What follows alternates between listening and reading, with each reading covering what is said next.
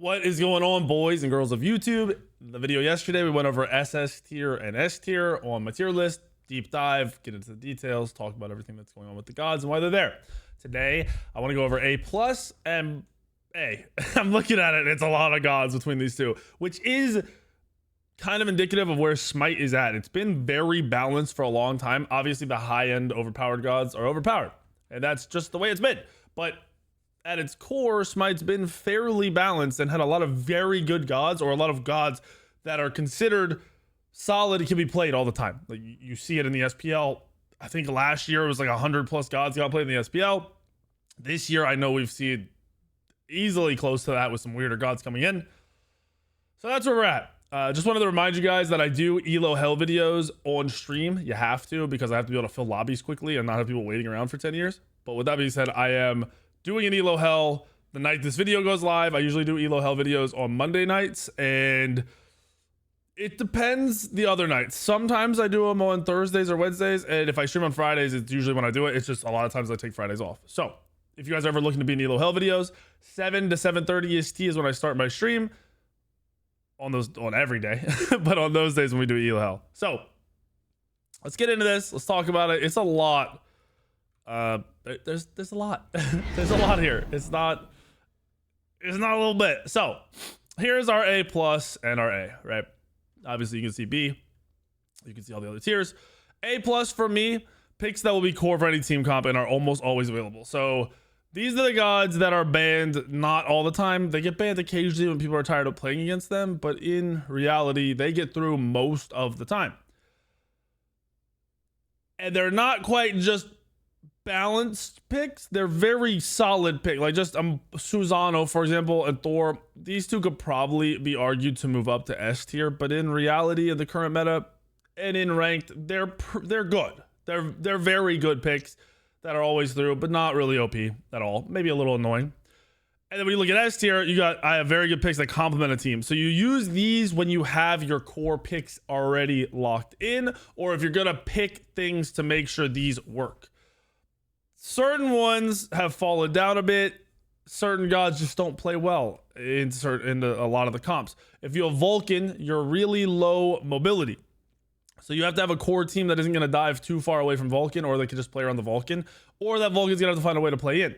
So these gods just require you to change up the playstyle based on how the team comp goes, where A can just be picked, played however you want, and you're good to go. Wanted to do a quick breakdown because people get confused in the comments and start yelling at me. Why do you have all these tiers? This is just what became the standard for Smite early on. I don't know why, so I've stuck with it. Anyway, on her, A plus. He's moved up to A plus for me because of his passive pen. His auto attacks. It's a solid god that hits tanks very, very hard, especially in the late game. They buffed his one, so it slows a little bit more, so he's even better at dealing with tanks, and that's why he's here.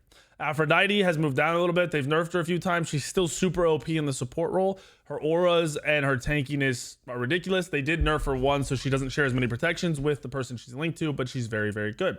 Apollo's moved up. Split pushing and global ults have a lot of value. I actually really, really like Apollo right now. In general, he's a harder assassin, harder hunter to gank, so he's fairly safe in lane because of his mez. His mez is a very long time. He also gets movement speed off of his dash, so he dashes, gets movement speed. He can be aggressive with his dash. He can move around the map. He can split push. I like that for ranked, especially if you are looking for wins in ranked. Like you just want to win. So you can use him to rotate to good team fights when you have good teammates. When you have bad teammates, you can use him to just split push and then get to that fire giant at the last minute, or even just commit to a split push and then ult out. Ares. Because tanks live longer in fights, gods like Ares have more value.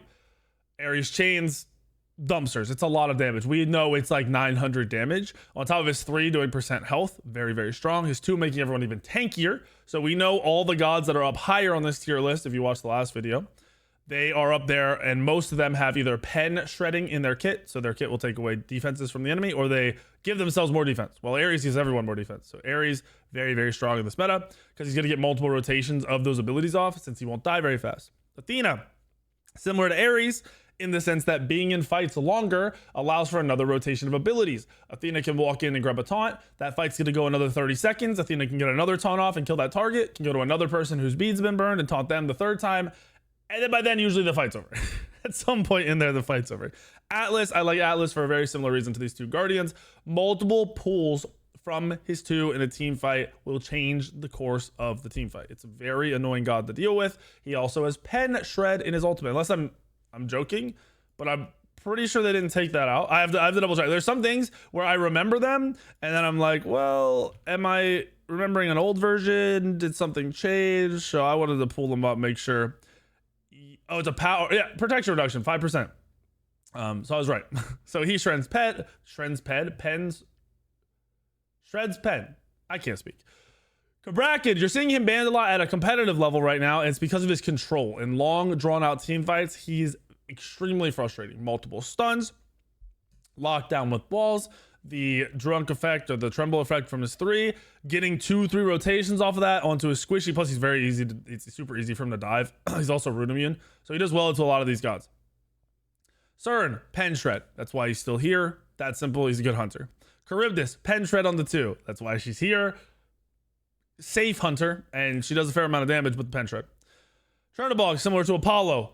Rotations in safe laning phase, value. His rotations are instant, so I actually like Chernobog a little more than Apollo in general for team fighting, but I like Apollo way more for split pushing.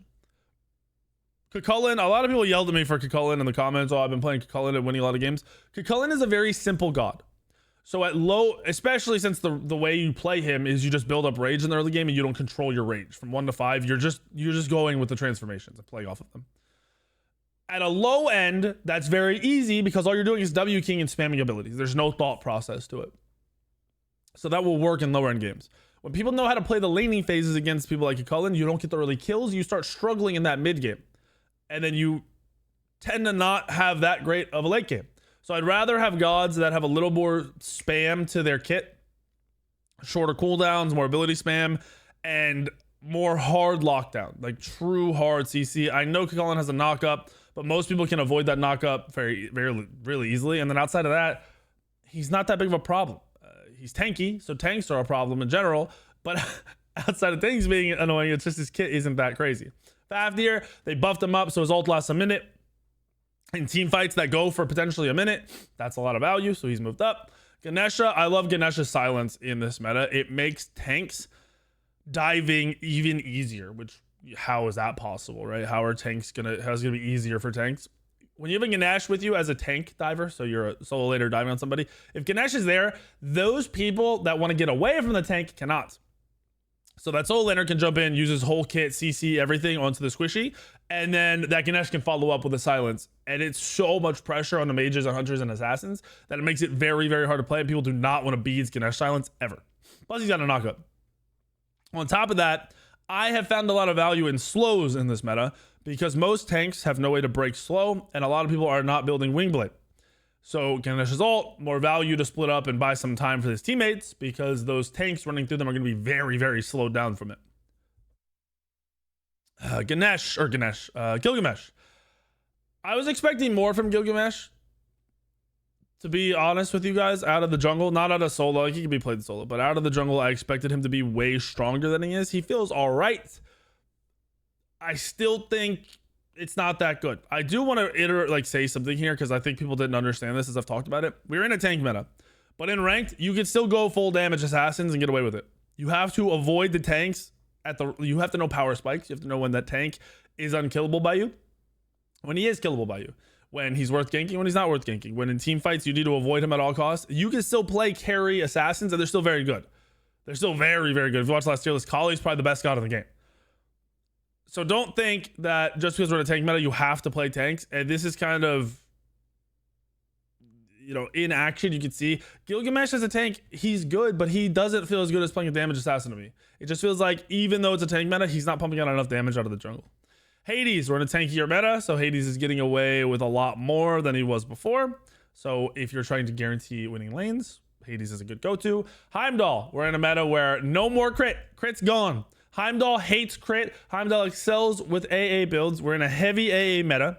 We're in a heavy AA meta where tanks are diving you who don't build beads, and Heimdall can yeet them off of him and buy himself time and peel or do whatever he needs to do with that. So Heimdall's his stocks are going up, way up. Hell, they've nerfed her, but she's still nuts in the support role. That healing is still relevant. That 2 is still one of the best abilities in the game. And she's unkillable in this meta. It's ridiculous. Healing in a sustained meta where tanks are just living without actual healing. Throwing healing in there, good luck. Achilles or Hercules. People yell at me about Hercules. Why is Hercules not higher? I stop on Hercules. Hercules, once he gets into that late game, is so easy to deal with as a hunter, a mage, and an assassin. The second his stun is down, he is irrelevant for that time period afterwards. And if he's not stunning somebody, he's irrelevant. So in the late game, I hate him. I love him in the early mid game. I think he can make a lot of plays. But if you aren't able in the game to make those plays, he doesn't have the impact that a lot of these warriors do. Or you would like a lot of these warriors to. He's still very good. I'm not telling you not to play him. Have him in A+ for a reason. But I don't think he's broken like some people are trying to tell me. Ho Yi, extra power. So it's 2. Buffing him, making him really, really, really strong. Biggest downfall to him is his lane clear, but a lot of these gods, we don't care about lane clear right now. We just care about being able to kill tanks in the late game, and Ho Yi can do that. Plus his ultimate is very good in team fights for killing tanks. That slow is another big valuable team fight slow, similar to Ganesh ult. Ishtar, I've moved her down a bit. She's fallen off since we've dropped a little bit of crit. She's still fairly safe and still hits really hard, but she's nowhere near where she was with crit. Izanami, we've moved her up because she has penetration in her kit, and she has insane lane control. So you use that lane control to make sure you get early objectives, which shuts down their tanks and puts your tanks ahead of them. Yorm went from probably the worst god in the game to the best god in the game. I hate Yorm. I am tired of Yorm. He is frustrating, but he's doing well. He's doing well at an SPL level, doing well in ranked. He has a lot of very good matchups in these warriors. Warriors are OP, but guardians are also very strong. So there's no reason not to play him. You see a tier, build Yorm. Yorm counters tier. There's an instant matchup that you'll automatically win. In team fights, you have to learn how to dive and position. You almost play Yorm in ranked like a assassin. You don't just barrel down W key at people unless they're letting you. You're trying to look for weird flanks and weird engagements to just get your full kit off onto their squishies and then get for kills. And then use the ultimate to secure kills or disengage. King Arthur, everyone is like, King Arthur is going to be the best in the game. He's good, but he has not moved up there. Nothing has really gone crazy for him with these items, where some of these other gods getting these items online, like mana, core spike, and everything else, is ridiculous. Obviously, he gets value out of these items. It just isn't quite the same because he's a spam god. Usually with Bluestone's meta, he's even better.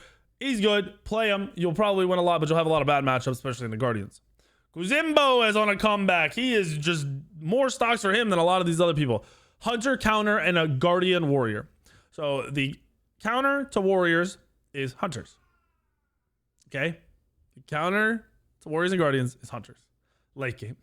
Kuzimbo does not care if you're playing a hunter. He presses 2, he presses thorns, and he uses the same items that all these warriors use, and you're dead. You're not going to win a trade. If Kuzimbo has his whole kit up and you have your whole kit up as a hunter, you will lose that trade. You will not win that trade. It will not happen. So he's getting a lot better. Plus they buffed his ult, so he has more mitigations, makes him even harder to kill in team fights. Lancelot. The thing I like Lancelot right now a lot, where before I've hated Lancelot for years because you go full damage on Lancelot usually, and then you dive in and you insta die after getting your kit off. Well, now you go tank Lancelot, you do the same amount of damage, you don't die, you're able to get multiple rotations of your abilities off. So I like the hybrid tank jungle Lancelot a lot. Maui, I still think he's relevant in this meta. Heavy CC, big team fight ults. The big thing with Maui is he used to be able to set up a team fight off of his ultimate and then you'd win because you'd insta kill everybody.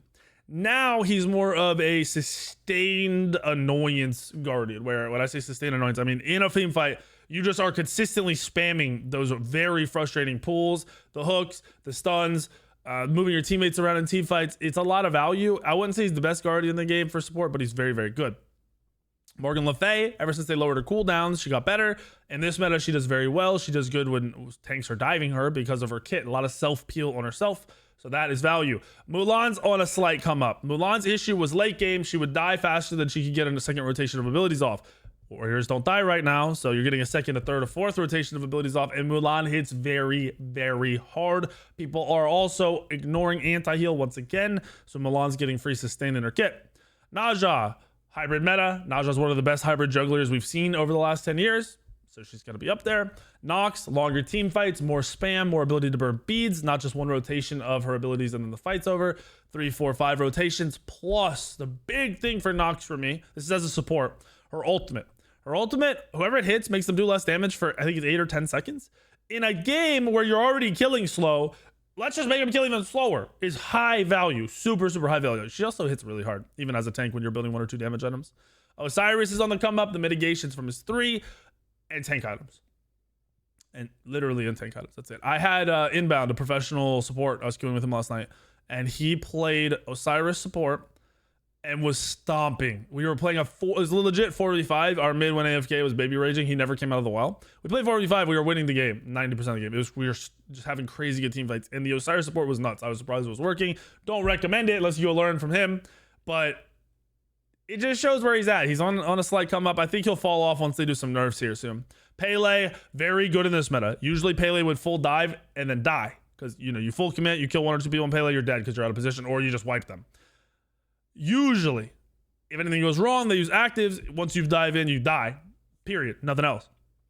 Once again, sustain longer team fights. That lifesteal that you're going to Pele because you're going soul eater a lot on her now, very good in team fights, keeping her alive. She gets multiple rotations of her stun or knockup. Having 1-2 knockups in a team fight, game changing. Absolutely game changing. Poseidon, they added attack speed to his 2, so he's got more value.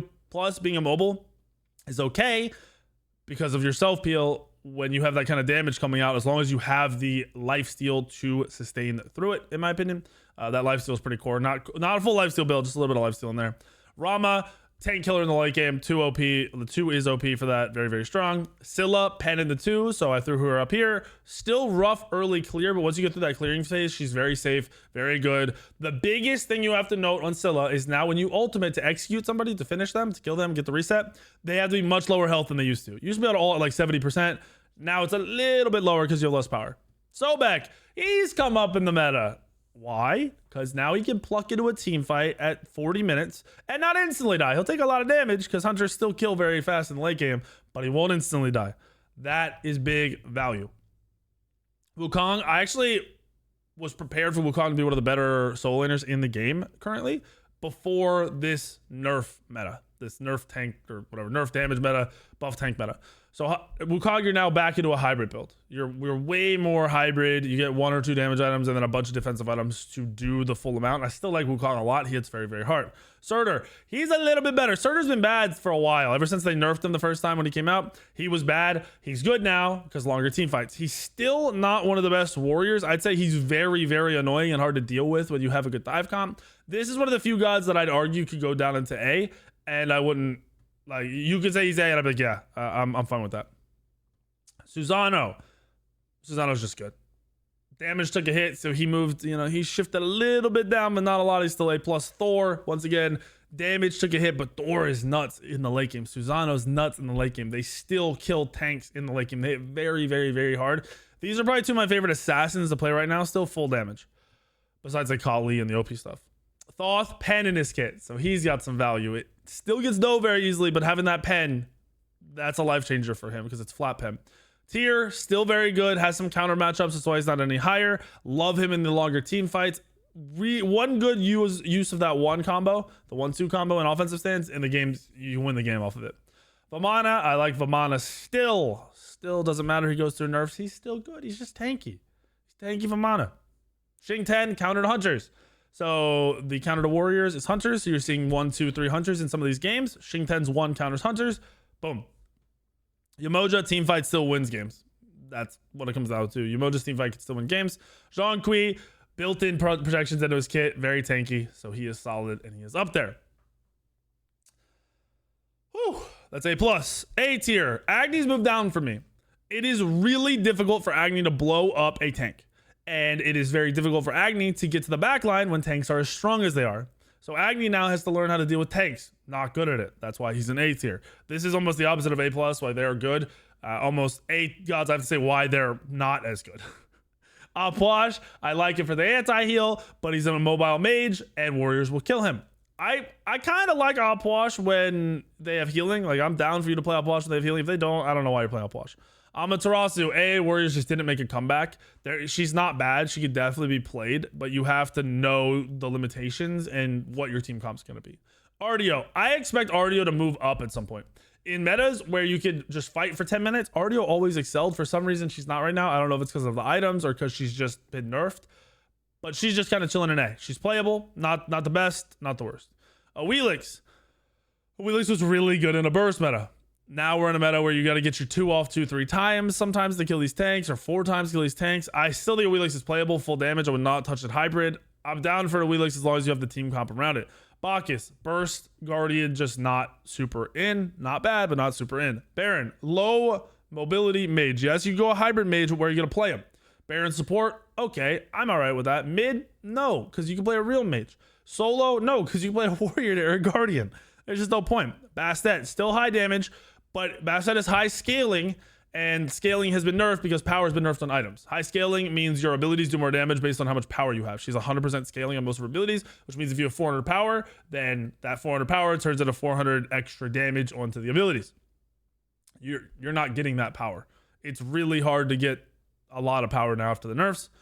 Bellona, AA Warriors just didn't come back, so she's still chilling in A. Cerberus, people told me Cerberus should be moved up. I'm fine with that. Solid kit, aggressive, in-your-face Guardian that can get multiple rotations of his abilities off. I'm down. But the thing is, with Cerb, there's a lot of CC being played right now with all these tanks, and even with the Hunters. And in the late game, Hunters will kill Cerb, because Cerb doesn't have hard CC. He's got in-your-face annoyance, but he's not CCing you while attacking you. And the Hunters are just going to blow him up. Chalk still sucks, but he counters Hunters, so he's got to be in the A tier. Chunga, falling off because of the magic power nerfs, essentially. Kronos, I could argue Kronos should be moved up to A+. Even though Kronos has been hit by the power nerfs, his 2 still makes him ridiculously strong. We are in a meta where there's extra structure damage off the beacon, so you can split push very easily, and Kronos excels at that. And he still hits very, very hard with the mage builds. You're not going AA builds, you're going your poly builds. Mages hit hard still. If you're watching the SPL this weekend, there's still a Pen mage build. It's like Pen, so I think they were going Karin's Coin, Rada Tahuti, and then they were grabbing E-Staff and Soul Reaver as their core. So they had Pen and yellow numbers, and it was stomping. And you throw in a poly into that build on Kronos, get a little bit of cooldown or something somewhere, and you're able to just farm people. I like it a lot. I've been playing in a ranked, actually. Cleo still hits hard despite the nerfs to the items. The items were nerfed. Cupid, not able to keep up with his tank killing. Cupid's ult is not a problem. Cupid's ult before was great because it could counter mobility, and then you could insta-kill somebody off of it. You're not insta-killing a warrior off of it. Dodgy, I don't mind Dodgy because she's good at diving and she can buy a lot of time, and people aren't building beads, so you're able to pull these tanks and kind of peel for your teammates. But in reality, there's just a lot of better gods, and she's very easy to deal with for most people. Danza, not a great tank killer. We're not in an ability hunter meta, so he's kind of chilling in the mid ground. Disco. I like Disco in a team setting because Disco's passive is going to buff your warrior, make your warrior stomp lane harder.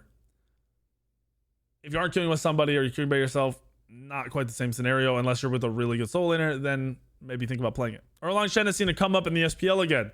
They made everyone tankier. Erlang Shen has some of the best CC in the game because he's got a ranged root as an assassin. That is just, we've seen in an SPL level, Erlang Shen has been good forever until they nerfed him last year. At a ranked level, he's never been that great. We're in the same scenario. He's playable. He's not bad in ranked, but he's not the best in the world. As a solo lane, full tank god, I like it a lot. If he's coming out of the jungle, you need to be tanky. You're not going to go damage Erlang Shen and do anything with it. Geb, good for peeling, but outside of that, long sustained fights on Geb aren't that valuable. His ult is usually the big kicker. It's turn fights. Doesn't turn fights if no one dies. Guan falling down a bit because the sustain in his kit isn't as value. You'd think with longer team fights, he'd be just killing it. But the problem is he doesn't apply a lot of these warrior items that are OP right now the way other warriors do. He doesn't get as much out of your Arch Druids or your Pridwins or your Glad Shields, all those stuff. These other warriors just get more out of it, so you're seeing them played more and prioritized more. Hebo, hard to play right now because getting dove by tank sucks. We've seen Hebo play the SPL. He did great with a full damage build. Actually, it was kind of crazy. The guy who won this LAN for the SPL this weekend went 80% pen on Hebo, and he was playing great. The dude, his name's Oath. He's one of the better jugglers in the game. But he was just building whatever. They were playing so that good that he could just do whatever he wanted. So it wasn't really, the build wasn't indicative of the play. The play kind of just controlled everything. I did see a game where Hebo went breastplate. Wouldn't recommend it unless you're really being dove heavily by tanks. The big thing with Hebo is farming and not being out of position. That's why he's an A tier. Hera, long drawn out fights aren't that good for Hera's ult. Hera's looking for burst and quick damage. The shield on her is, however, so we're leaving her an A. Hunbats, his teamfight ult still solid, but once again, we're not bursting everybody instantly down. So that value from that ult doesn't come as hard as it used to. Capri, I like Capri in a meta where you're defending against burst. But in a meta where you're defending long team fights, Khepri's a weird one. He can get multiple plucks off, multiple roots off, but his CC isn't as strong as some of these other Guardians. And then on top of that, his ultimate, using it on a squishy is almost not as value, because you use it on a squishy, they didn't die, they back to base. Use it on a tank though in these fights, that tank can go back in, because 30 HP, he's still sitting at 1500 HP sometimes, or 1000 HP sometimes. He can still fight. Khepri's in a weird spot for me. Kukulkan, low mobility mage, who's really difficult to one-shot with that ultimate now, because you have to get to the backline. Loki, able to dive the backline, which is what I like. Great clear. Hard, just not a good tank killer. If they have the right gods in the game that are tanks, they will deal with the Loki and CC him like crazy, but you can split push the Loki, so that's another value. Merlin's fallen off a bit. His lane control doesn't matter as much because the lane is gigantic. His dash won't keep him safe. And on top of that, he dies to tanks. He cannot self-peel or turn and burn onto somebody who's diving on top of him when they're fully tanky. It won't happen. You'll die first. Nike can't proc Pridwin, so you're not seeing Nike played as much. Odin, I like Odin in this meta. I do. But I think you pick it more around the team comp you're playing against. Low mobility, no leaps, that kind of stuff. And that's why he is an A. Raijin got a slight buff, but it's still Raijin. His one's interruptible. His ult makes him stand still. Not a big fan. And tanks dumpster him. Raw, similar to Raijin. Low mobility. Hard to really peel for yourself and keep people off, especially if they have hard CC. You die very quickly. And your ultimate's not hitting anywhere near as hard as it was. You still do damage. It's not one-shotting unless you get the backline. Set. I have him in A because of his sustain, but outside of his sustain, I don't like his kit. Sustain meaning his ultimate heals him, having his ult popped, doing damage, heals him, so he's going to be in team fights longer, which is good, but that's not enough. He needs CC. He's not doing, tons and tons of bursts. He's more of a burst god. Sylvanas wins lane. Once he ults, he's worthless in team fights though. Terra. I like Terra's ultimate in team fights more than Sylvanas, and I like his lockdown in team fights more than Sylvanas and some of these other Guardians. However, the lane he faces isn't the best. Terra can be killed very, very easily by these hunters. Terra's not a problem for them, so that's why she's an A. Morgan, you're not one-shotting as easily anymore. The one-shot combos they still happen, don't be wrong. A Morgan can one-shot a mage or a hunter if there's no auras or anything else around, but the problem is usually they're around their teammates. So Kiyomi, he's just not doing enough with his ultimate. Highly mobile. Hybrid build on him doesn't feel the best. That's why he's an A. Vulcan, I'm at an undervalued Vulcan.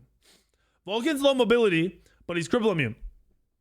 So that's why he's an A instead of A+, because it's more based around the comp. If they have cripples, you could use your one. When I say cripple immune, your one is cripple immune. You could just one out of any cripples. That's huge for Vulcan. He does hit hard with the builds, and he's got the potential to help with his dive with his ult, but you have to be consistent with the ult, which is also another reason why he's an A rather than A+. It's very hard to be consistent with that. They're gonna ace it. Shibalake, not doing anything crazy. Late game, it's 100 that can kill tanks, but early mid and all the other parts of the game, pretty average. Ymir, they opened up the jungle, so his walls aren't as valuable. Leaving him in A, borderline B for me. Yu Wong has fallen off a bit. We're in a longer lane. It's very easy to stay away from his ultimate. He still hits very, very hard. Don't get me wrong.